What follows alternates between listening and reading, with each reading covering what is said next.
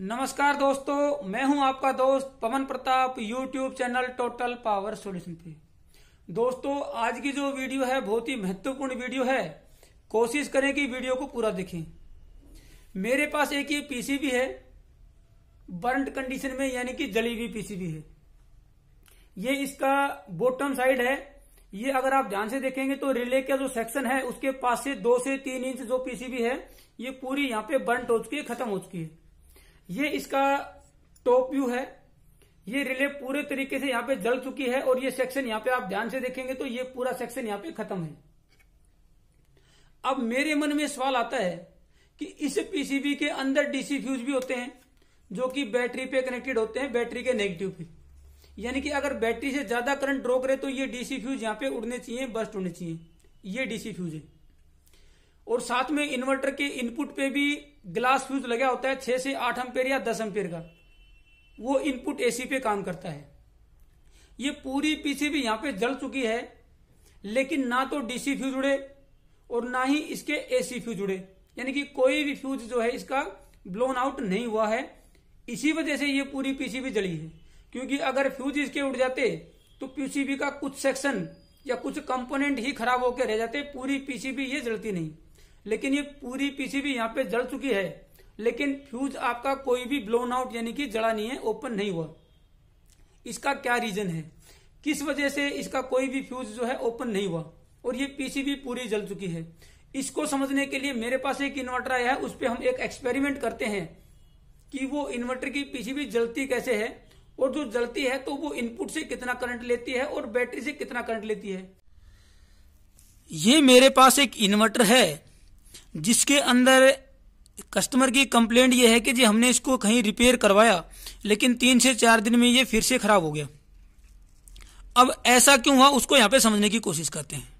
शुरुआत में क्या था कि इसके जो कनेक्टर थे ये अगर आप ध्यान से देखेंगे तो यहाँ पे आर्किंग हुई, और इस आर्किंग होने की वजह से आउटपुट या इनपुट जो भी इसका कनेक्टर बर्न था वहां पे उसने फंक्शन करना बंद कर दिया। मेरे जैसे किसी भाई ने इसको रिपेयर करने की कोशिश की और हमने क्या किया कि इसके जो कनेक्टर्स हैं इनको डायरेक्ट नीचे कनेक्ट कर दिया, क्योंकि यहाँ पे इसकी पिने जो हैं वो यहाँ पे खराब हो चुकी थी। तो डायरेक्ट जो कनेक्शन थे इसके वो नीचे कनेक्ट कर दिए। ये देखिए, ये नीचे कनेक्ट कर दिए सारे। लेकिन क्या हुआ कि ये जो कनेक्शन है 2 जिनकी पिने बर्न्ट थी, उसके पास जो रिले होती है, रिले के एक पॉइंट पे यहाँ पे थोड़ी सी आर्किंग हुई थी। तो उन्होंने क्या किया कि इस आर्किंग वाले पॉइंट पे ही ये जो कनेक्टर थे वो डायरेक्ट यहाँ पे कनेक्ट कर दिए, और उस टाइम पे वो चल भी गया होगा और वो चल भी जाएगा, क्योंकि हमने डायरेक्ट कनेक्शन कर दिए तो वहां से इनपुट आउटपुट और चार्जिंग सारे फंक्शन ये करेगा। लेकिन 3 से 4 दिन में ये फिर से बर्न्ट हो गया। अभी इसकी ये शुरुआत है, बर्न्ट हुआ नहीं है, सिर्फ इसकी शुरुआत है। पीसीबी यहाँ पे बिल्कुल सेफ है, पीसीबी के अंदर कोई होल नहीं है, कोई बर्न्ट केस नहीं है, लेकिन ये आर्किंग यहाँ पे स्टार्ट हो गई है। मैं इसको थोड़ा यहाँ से निकालने की कोशिश करता हूँ ताकि हम आपको अच्छे से इसका व्यू दिखा सकें। मैं इसको दिखाता हूँ आपको। ये ज्यादा बर्न्ट नहीं है, बिल्कुल यहाँ पे थोड़ी सी आर्किंग यहाँ पे स्टार्ट हुई है। ये देखिए, ये 2-3 तरह की टेप लगाई हुई है। तो ये जो है इसकी यहाँ पे देखिए ध्यान से, ये इसकी जरा सी आर्किंग यहाँ पे स्टार्ट हुई है, बर्न्ट नहीं है। ये रिले का पॉइंट है। कई बार मॉइस्चर की वजह से भी ऐसा होता है, कई बार रिले का ये पॉइंट जो है ये ड्राई पॉइंट रह जाता है, उसकी वजह से भी यहाँ पे आर्किंग और स्पार्किंग स्टार्ट हो जाती है। कई बार रिले खराब होती है, उस कंडीशन में भी यहाँ पे स्टार्टिंग हो जाती है इसके बर्न्ट होने की। लेकिन अगर यहाँ पे बर्न्ट होने की ये शुरुआत है तो इसको हम यहीं पे रोक सकते हैं।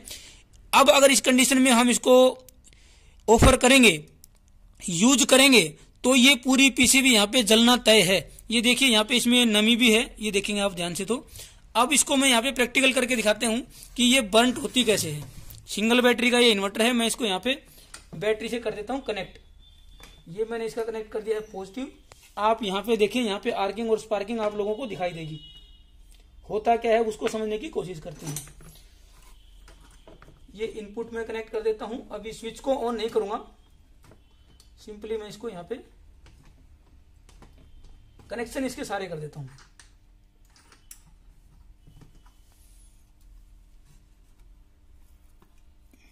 ये देखिए, ये मैंने कनेक्शन कर दिए सारे। अब यहाँ पे मैं इसको करता हूं ऑन। ऑन करते ही ये 200 वाट का जो बल्ब है ये आपका ग्लो हो गया है, आउटपुट आ गई है। लेकिन देखिए यहाँ पे ये रिवर्स वोल्टेज आ गई है, इनपुट पे भी ऑन नहीं किया है मैंने, रिवर्स वोल्टेज यहाँ पे ये आ गई है। अगर इस कंडीशन में इसको इनपुट हम सप्लाई करते हैं तब क्या होता है, आप बैटरी का करंट भी देखें और ये इनपुट का करंट भी देखें। ये इनपुट करंट यहाँ पे दिखाएगा और ये आपको यहाँ पे बैटरी करंट दिखाएगा। पहले मैं इसको ऑफ कर लेता हूं, अब इसको करता हूं ऑन।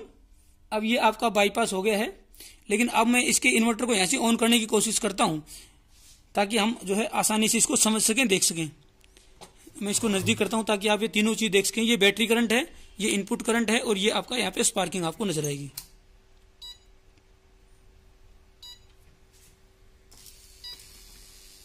ये देखिए, ये देखिए बीच बीच में 16 एम्पेयर, 16 एम्पेयर, 15 एम्पेयर और ये यहाँ पे जलना शुरू हो गया। देखिए इनपुट पे भी कोई करंट इसने ज्यादा ड्रॉ नहीं किया, हो सकता है कुछ एम्पेयर के आसपास लिया होगा, 300-500 मिली एम्पेयर या 1 मिली एम्पेयर के आसपास, 1 एम्पेयर से लेस देन। लेकिन ये पीसीबी यहाँ से जलना स्टार्ट हो गई है। मैं फिर से आपको एक बार दिखाता हूँ, आप बैटरी का करंट भी देखें और आप इनपुट का करंट भी देखें। जब तक इनपुट का करंट 10 एम्पेयर से ऊपर नहीं जाएगा तो फ्यूज उड़ेगा नहीं। ये आपका 80 एम्पेयर से ऊपर नहीं जाएगा तब तक ये आपका डीसी फ्यूज नहीं उड़ेगा। लेकिन ये इतना करंट जाता ही नहीं है कि डीसी फ्यूज उड़े या एसी इनपुट का फ्यूज उड़े। ये आपका करंट रहता है 15-16 एम्पेयर, 16 एम्पेयर, 17 एम्पेयर। लेकिन यहाँ से पीसीबी बर्न होना स्टार्ट हो जाती है, लोड नहीं है। यानी कि ये 15-16 एम्पेयर है, ये लगभग बैटरी से जितना हमारा 200 वाट का लोड करंट लेता है उतना करंट इसके अंदर से इस पीसीबी के बर्न होने की कंडीशन में चलता है। मैं आपको एक बार 200 वाट का लोड भी यहाँ पे करके दिखा देता हूं ताकि हमारे को ये जो है आपका, ये यहाँ पे मैं 200 वाट का लोड चला हुआ तो 15 एम्पेयर ले रहा है। यानी कि ये जो है आपका 200 वाट का जितना लोड हमारा लेता है उतना करंट इसमें चल रहा होता है। तो ये डीसी फ्यूज तोड़ेंगे नहीं, ये यहाँ पे बर्न होना स्टार्ट हो जाता है। लोड नहीं है फिर भी देखिए करंट लेता है ये। मैं ऑन करता हूं इसको, ये देखिए ये बीच बीच में करंट लेता है। ये देखिए, ये देखो, ये धुआं देखिए, आप नजदीक से देखें, ये रिले के इस पॉइंट से भी आने लग गया। और ये जो आपकी पीसीबी है ये पूरे तरीके से, ये देखिए, ये यहाँ पे जलना स्टार्ट हो जाएगी। ये देखिए, ये पीसीबी देखिए, ये देखो, ये पूरी पीसीबी यहाँ पे जल जाएगी। ये पूरी पीसीबी यहाँ पे जल जाएगी। देखिए यहाँ पे पूरे तरीके से, ये देखो, ये धीरे धीरे धीरे धीरे ये पूरी पीसीबी यहाँ पे जल जाएगी, क्योंकि इसने जो करंट लिया है वो इतना करंट नहीं है कि इसका इनपुट का फ्यूज उड़े और इसका डीसी का फ्यूज उड़े। अब इसका देखते हैं कि ऐसा होता क्यों है। इसको मैं यहां से निकाल देता हूं सब इनपुट वगैरह। अब इसको यहां पे समझने की कोशिश करते हैं। ये यहां पे जो आर्किंग हुई उससे जरा सी ये पीसीबी बर्न हुई, उस केस में करंट इसने नहीं लिया था। करंट कब लेना स्टार्ट किया, जब ये पीसीबी जो है इन दोनों एनसी और एनओ के जो 2 पॉइंट हैं इन दोनों के बीच में ये पीसीबी जो है काफी हद तक जल गई। इसका मतलब ये जो पीसीबी जली है, ये पीसीबी जलने के बाद जो है ये कार्बन में कन्वर्ट हो जाती है और कार्बन जो है वो इलेक्ट्रिसिटी को कंडक्ट करता है। तो यहां से इलेक्ट्रिसिटी यहाँ पे कंडक्ट करना स्टार्ट कर देती है और ये पूरे तरीके से शॉर्ट नहीं हुआ, क्योंकि जो कार्बन है उसका अपना कुछ रेजिस्टेंस है जिसकी वजह से ये एक लोड की तरह काम किया। लेकिन धीरे धीरे मान लीजिए 200 वाट 15 एम्पेयर लिया डीसी बैटरी से, तो लगभग 200 वाट का जितना करंट लेता है उतना करंट यहाँ पे फ्लो हुआ आपका एनसी से एनओ पे 200 वाट के आसपास। तो इसका मतलब 200 वाट का लॉस इस पीसीबी के यहाँ पे हुआ।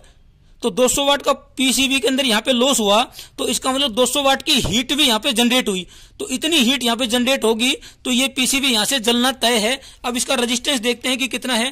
कुछ ना कुछ रेजिस्टेंस एनसी एनओ के बीच में भी ये आपको यहाँ पे दिखाएगा। ये देखिए, मैं इसको रेजिस्टेंस मोड पे कर लेता हूँ। सब हमने इनपुट आउटपुट सब हटाया हुआ है यहाँ पे। इस रेजिस्टेंस को यहाँ पे देखते हैं। ये देखिए एनसीएनओ पे रेजिस्टेंस दिखाना ही नहीं चाहिए, ये 45 ओम के आसपास रेजिस्टेंस दिखा रहा है। तो इतना जो रेजिस्टेंस है ये आपका एक प्रकार से जितना भी 150-200 वाट के आसपास जितना लोड होता है उतना ये रेजिस्टेंस, या 300 वाट जितना भी हम कैलकुलेट कर सकते हैं उसको। लेकिन एक ये लोड यहाँ पे लेता है, उसकी वजह से इतना लॉस यहाँ पे, इतनी हीट यहाँ पे जनरेट होगी, इतनी हीट यहाँ पे डेसिपेट होगी, जिसकी वजह से ये यहाँ पे पीसीबी जल जाती है। अब ये धीरे धीरे पीसीबी जलती रहेगी और ये पूरी पीसीबी यहाँ पे जल जाएगी। मैं इसको यहाँ पे बिल्कुल सिंपल तरीके से कैसे कर सकते हैं वो मैं बताता हूँ आपको। एक आपने कटर या कोई नाइफ या कोई ऐसी चीज लेनी है और इनको हटा के इसको सिर्फ साफ करना है। ये जो रिवर्स करंट आता है वो भी इसी की वजह से आता है, क्योंकि इस ये जो NC-NO का है, यहाँ पे जो रेजिस्टेंस बनी है उस रेजिस्टेंस के थ्रू जो है आपका रिवर्स वोल्टेज भी आता है। ये जो कनेक्शन थे मैंने ये दोनों यहाँ पे हटा दिए हैं। अब ये NC और NO यहाँ पे बिल्कुल अपने को साफ दिखाई दे रहे हैं। इनका रेजिस्टेंस चेक करता हूं मैं यहाँ पे, देखिए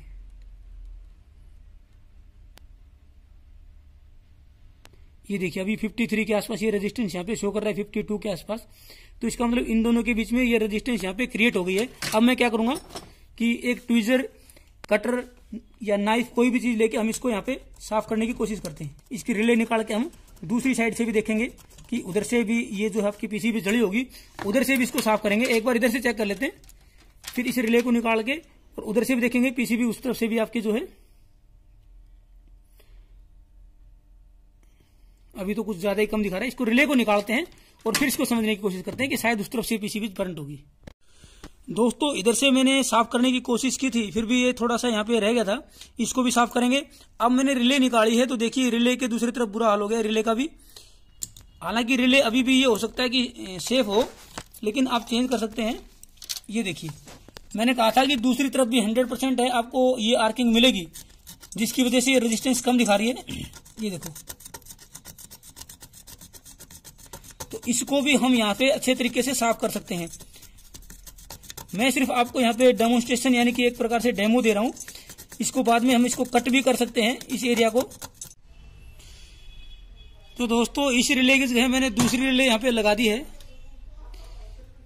अब इसका रेजिस्टेंस यहाँ पे चेक करते हैं। रेजिस्टेंस यहाँ पे आना नहीं चाहिए।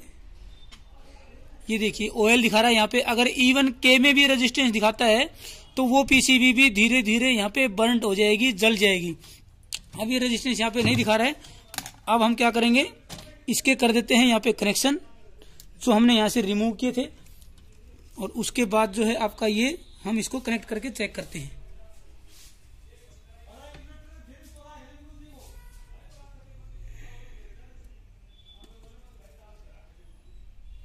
ये कनेक्शन यहाँ पे हो गया और ये कनेक्शन आपका यहाँ पे हो गया है।